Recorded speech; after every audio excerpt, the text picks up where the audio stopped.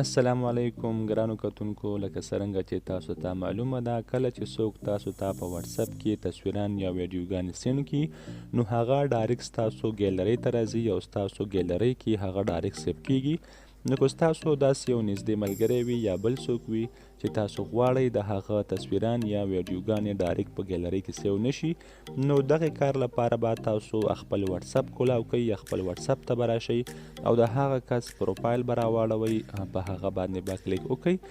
نو چې کلیک مو په وکړو دلته به بیا تاسو دغه یو آپشن کلیک کړئ. نو تاسو ګورئ چې لیکل شوي میډیا ویزیبیلیټي، نو بیا به دغه یو آپشن کلیک کړئ او دلته په دې دریو آپشنونو کې به تاسو دغه اخیری نمبر آپشن نو کوم چې نو لیکل شوی دی نو دغه به کلیک کړئ، په دې باندې به کلیک وکړئ، بیا به اوکې کلیک کړئ. نو که دې نه بعد دغه کس تاسو ته تصویران سینډ کړي یا تاسو ته ویډیوګانې سینډ کړي نو هغه به ډایرکټ ستاسو په ګیلرۍ کې نه سیو کیږي. نو ګرانو دوستانو، امید لرم چې ستاسو به دغه ویډیو خوښه شوي.